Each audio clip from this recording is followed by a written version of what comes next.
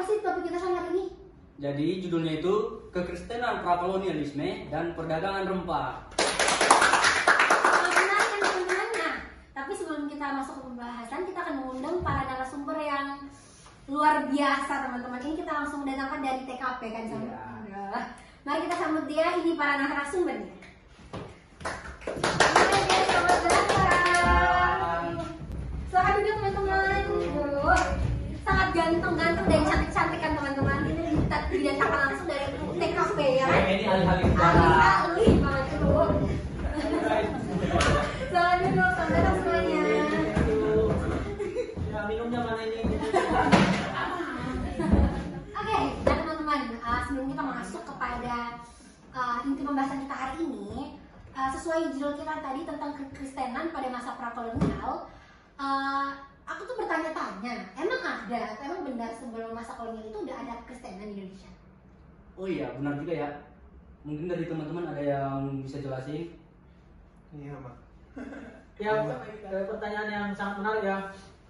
Kalau berbicara soal kekristenan prakolonialisme itu dimulai dari kekristenan di Barus yang merupakan sejarah yang panjang dan sangat menarik, yang menjadikan Barus sebagai salah satu tempat awal datangnya kekristenan ke Nusantara, terutama terkait dengan keberadaan gereja Nestorian yang masuk ke wilayah ini pada abad ke-7.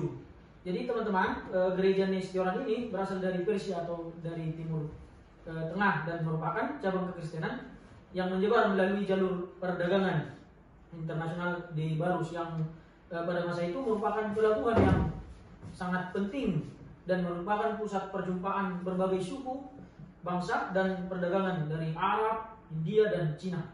Jadi hal tersebut dapat dilihat melalui informasi yang dikumpulkan oleh seorang sejarawan dan arkeologis yang bernama Syekh Abu Salih Al-Armini.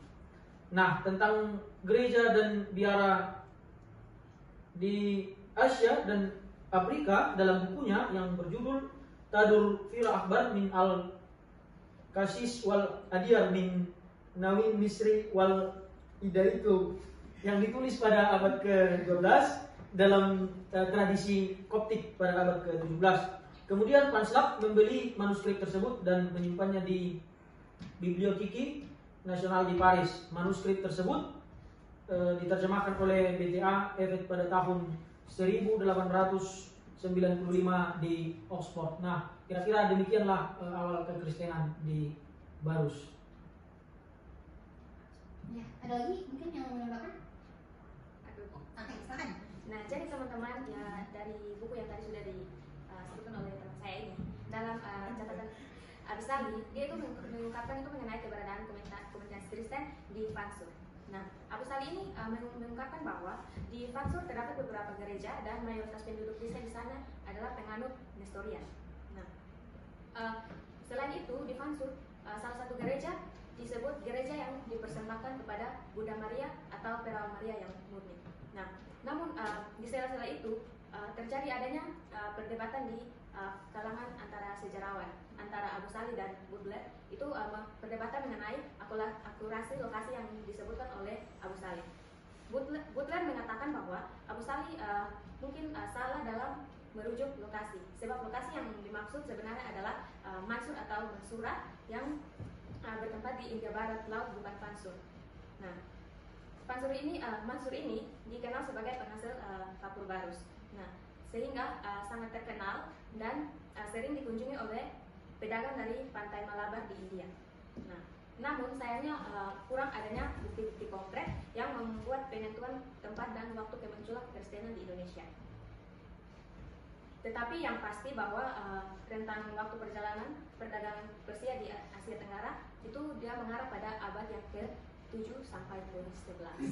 Itu saja. Oke, jadi dari penjelasan kedua narasumber kita, aku punya pertanyaan lagi nih. Kalau gitu, kenapa kekristenan pada masa itu tuh seperti tidak ada, bahkan tidak terlihat, bahkan dalam sekolah-sekolah aja nggak ada dijelaskan tentang kekristenan pada masa itu.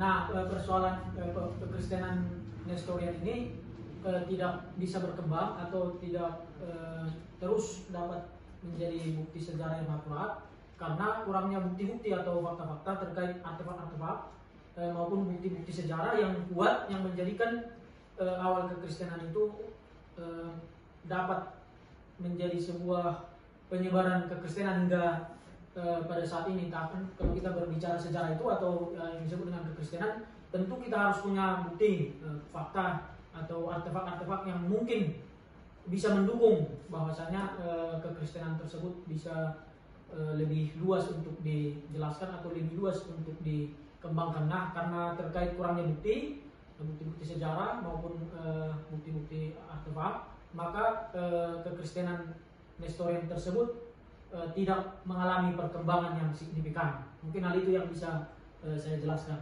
Oh, oke. Jadi karena kurangnya bukti ya Iya, sejarah bukti sehingga sejarah. kekristenan saat pada masa itu tidak terlalu diketahui oleh banyak orang sampai saat ini. Oke teman-teman tadi udah jelaskan tentang sejarah kekristenan di Barus. Tetapi aku masih bingung teman-teman, bagaimana cara mereka melakukan penyebaran kekristenan pada saat itu? Oke, baik teman-teman.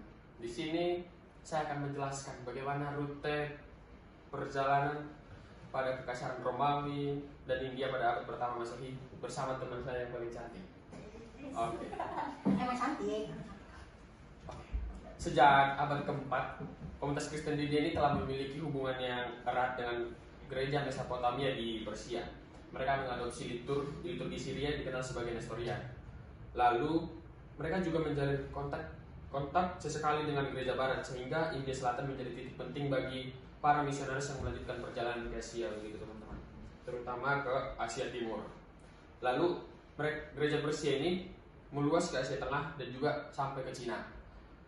Setelah itu pada abad ke-7 sampai ke-8 Masehi, hubungan perdagangan semakin penting yang terjadi antara Asia Tenggara dan India. Dari hubungan ini terbentuk jalur perdagangan rempah-rempah yang menghubungkan antara India dengan Afrika dan juga Eropa. Lalu perdagangan ini juga melewati dua jalur. Yang pertama ada jalur laut dan juga jalur darat yang saling melengkapi. Oke, baik. Di sini mungkin jalur laut itu mereka melakukan perdagangan melalui jalur ini dengan memulainya dari Romawi, yaitu dari Italia Roma. Roma ini menjadi pusat pemerintahan dan ekonomi kekaisaran Romawi pada saat itu. Dari Italia, lalu kapal-kapal berlayar berlabuh melintasi laut Mediterania menuju Alexandria di Mesir. Lalu yang berperan sebagai pusat perdagangan strategis dan penghubung antara wilayah Mediterania dengan India. Dari Alexandria barang-barang dikirim melalui jalur darat atau mereka bisa menggunakan jalur sungai menuju pelabuhan Bernike di pantai Laut Merah, seperti itu. Lalu setelah mereka melewati jalur darat atau melalui sungai tersebut, mereka dari Laut Merah mereka menuju ke Laut Arab dengan mengikuti dua jalur utama. Yang pertama itu ada jalur selatan yang melewati Pulau Socotra dan menuju pelabuhan Mujiris di India. Lalu ada jalur yang kedua itu jalur utara yang melewati pelabuhan Muza dan di sana di Arabia Selatan sebelum mencapai Muziris. Baik, seperti itu teman-teman. Oke. Tadi kan udah dijelasin nih jalur lautnya. Sekarang saya mau jelasin jalur daratnya. Tapi sebelumnya kalau bahas sejarah ini kayak serius banget ya, kayak keren banget, kayak bisa nggak sih pakai santai aja? Boleh banget. Soalnya kayak apa? Ini kayak gimana sih? Cuman Tegang sekali kan ada. Tapi kita santai aja teman-teman. Boleh sambil santai juga boleh. Kopinya mana? Oke.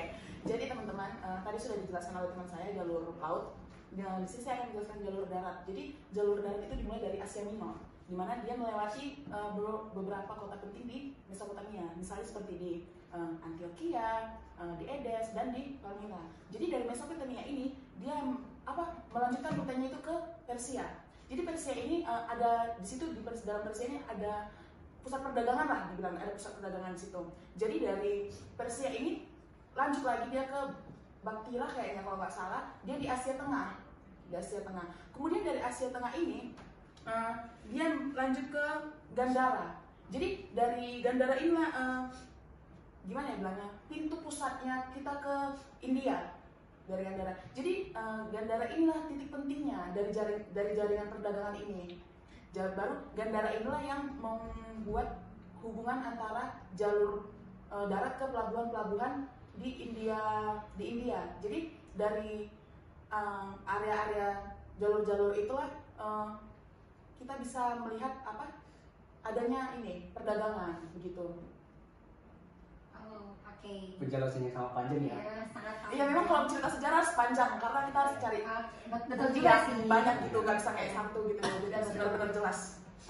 Oke, jadi intinya mereka jalur penyebaran mereka tuh ada dua ya, jalur Ya. laut dan jalur darat. Ya. Oke. Oke lah, jadi kita tadi udah mendengarkan pembahasan dari teman-teman tentang penyebaran kekristenan yang telah sampai ke India. Tapi aku mau nanya nih teman-teman, apakah sebelumnya sudah ada penyebaran sebelum yang teman-teman jelaskan tadi? Oke. Jadi apakah sebelumnya udah ada penyebaran di wilayah timur Kristen? Sekarang saya akan menjelaskan bahwa pada awalnya, lebih tepatnya pada tahun 661, para pedagang dan petualang dari bangsa Persia menggunakan suatu jalur yang cukup terkenal pada waktu itu adalah jalur sutra. Dari dokumentasi bangsa Persia yang pada abad ke-6 dan ke-14, mereka disebutkan adanya metropolitan India. Hal ini bisa terjadi karena adanya uskup misionaris yang pergi menuju kepulauan laut, Dabat, Sind, serta Machin sampai ke India Selatan. Hal ini bisa dibuktikan juga bahwa pada tahun 520-an kekristenan dan gereja sudah ada di Malabar, Sri Lanka, dan di seluruh India. Sedikit tambahan, pada tahun 778 sampai dengan 823 metropolitan pertama untuk bangsa India mungkin telah ditunjuk oleh Patriark Timothy I. Kalah dapat berarti kalah dalam bahasa Malaya. Menurut G.R. Tibets menyimpulkan kalah di pantai barat Malaya dekat Kepulauan Malangki, dan telah dilaporkan di bagian situ terdapat sekelompok Kristen di sekitar sejak tahun 650. Perspektif lain mengatakan kalah diidentifikasi atau dengan pelabuhan Palembang dan Lambri yang berada di Banda Aceh. Jalur pedagang dari India, Cina, dan Kepulauan Indonesia untuk barter kalah Kolo Cina menjadi tempat kapal bersinggah dalam perjalanan menuju Cina. Disebut oleh IBN Khordadi sebelum tahun 850. Cina menyambut adanya koloni bangsa Persia di semenanjung Melayu. Kosmas Indicopletes melaporkan juga bahwa pada abad ke-6 terdapat komunitas Kristen Persia di Sri Lanka. Pada tahun 717, Vajrabodhi dari Ceylon melakukan perjalanan menuju Sriwijaya. Pada masa itu juga pendeta misionaris dalam jumlah yang besar dilatih di wilayah Mesopotamia untuk dikirim ke timur. Pada masa Sassanid, lebih tepatnya di abad ke-6, pendeta Persia bersama pedagang Kristen berlayar menuju negara orang India. Namun pada saat itu kelompok Yahudi dari Persia mendahului kelompok dengan berlayar dari India ke barat dan ke Cina. Penjelasan yang paling juga ya. Iya, sangat panjang ya. Mungkin agak dulu namanya susah gitu. Iya, Ya. pas. Karena bukan orang Indonesia. Namanya Kayak susah namanya. Namanya susah ya. Tidak asal karena dari Indonesia. banyak nama-nama orang Arab mungkin. Bisa aja. Oke teman-teman, jadi pada dasarnya penyebaran kekristenan pada saat itu ya melalui perdagangan, dan mereka pada saat itu melakukannya melalui dua jalur.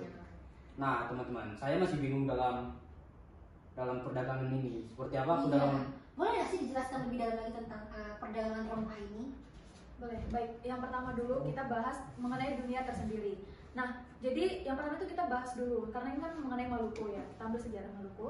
Yang dimana tuh sejarah Maluku ini merupakan salah satu wilayah yang sulit dijangkau oleh agama Kristen yang berasal dari Yerusalem. Nah, namun wilayah ini telah dikunjungi oleh penjajah Eropa seperti Ferdinand Magellan dan penerjemah Melayunya yaitu Eric Quay. Nah, jadi yang pertama kali mengunjungi Maluku adalah dari barat sebelum kembali dari timur pada tahun 1521. Nah, dan setelah itu mereka menyelesaikan perjalanan keliling dunia di sana. Nah, setelah itu lanjut ke dalam geografi Maluku. Nah, jadi Kepulauan Maluku ini dia terletak di luar paparan Sunda kontinental dan merupakan perpanjangan paling timur dari busur Sunda Banda vulkanik. Nah, wilayah ini tuh dikenal memiliki rempah-rempah yang hanya tumbuh di beberapa pulau kecil, seperti Halmahera dan Kepulauan Banda, yang telah dikenal di timur dan barat sebelum abad ke-1. Nah, setelah itu, dalam agama dan kepercayaan Maluku ini, sebelum masuknya agama-agama besar seperti Islam dan juga Kristen, orang Maluku memiliki agama etnis yang bersifat animisme tanpa pusat dan kredo yang dikodifikasikan. Nah, mereka ini menyembah berbagai benda, termasuk matahari, bulan, bintang, langit, bumi, dan juga benda-benda lainnya yang disajikan di gubuk-gubuk hantu. Nah, pengaruh agama-agama besar ini kemudian membentuk identitas yang disebut itu etnokultur dan sosiopolitik di Maluku. Nah, setelah itu ada karakteristik masyarakat Maluku. Nah, jadi orang Maluku ini memiliki darah Melanesia dan juga Austronesia. Nah, dengan sejarah panjang perdagangan dan pelayaran yang mengakibatkan tingkat tinggi kawin campur dalam darah keturunan di antara mereka, masyarakat Maluku ini juga memiliki ikatan darah dan adat yang kuat, seperti Gandong dan Pela di Maluku Tengah, yang dimana ini menjadi pengikat kohesi sosial dan media rekonsiliasi ketika terjadinya konflik. Begitu saja dari saya. Aku mau tambahin sedikit ya Kak. Boleh. Selanjutnya itu ada dunia berubah. Kalau kita melihat pada saat ini hampir semua tempat di dunia dapat dicapai dengan atau kita dapatkan dengan mudah dalam waktu singkat dengan sarana transportasi modern. Nah, contohnya itu agama Hindu dan agama Buddha telah menyebar di seluruh kepulauan sejak abad ke-5. Islam telah dibawa ke Sumatera Utara dari India pada abad ke-13 dan ke Jawa oleh pedagang Gujarat dan armada Cina Laksamana Jengko antara tahun 1405 dan 1415. Nah, selanjutnya pada pertengahan abad ke-15 dan ternate pada akhir tahun 1460-an dapat dipahami bahwa kedua belah pihak menganggap satu sama lain tidak hanya sebagai pesaing di pasar dan jalur laut, tetapi juga dalam peluasan agama, karena kesetiaan agama digunakan dan dijalin dengan kepentingan ekonomi. Nah, di sisi lain, motif keagamaan selalu menjadi hal sekunder dibandingkan kekuasaan dan keuntungan dalam perdagangan di kedua belah pihak. Mungkin sekian dari saya, teman saya. Oke. Jadi ada lagi pembahasan kita lah. Saya rasa cukup lah ya teman-teman. Teman sudah menjelaskan juga panjang tadi bagaimana kekristenan pada Indonesia pada masa prakolonial di Sumatera, di Barus khususnya. Lalu bagaimana jalur perdagangannya, juga perdagangannya seperti apa dan sebagainya. Dan waktu juga sudah menunjukkan ini saatnya kita berpisah ya. Terima kasih buat teman-teman semua yang sudah luar biasa ya teman-teman. Terima kasih untuk kesempatannya menjadi narasumber. Sebelum kita mengakhiri podcast kita hari ini, kita akan mendengarkan closing statement dari para narasumber kita. Akan dimulai oleh siapa nih? Oke, dari Kak Wilda. Sebelumnya, terima kasih pada moderator yang sudah memberikan kesempatan untuk menceritakan atau sharing tentang materi ini. Makasih juga buat penonton yang di rumah yang selalu setia menonton kami. Oke, buat penonton di rumah jangan lupa untuk like, comment, share, dan subscribe. Terima kasih. Bye.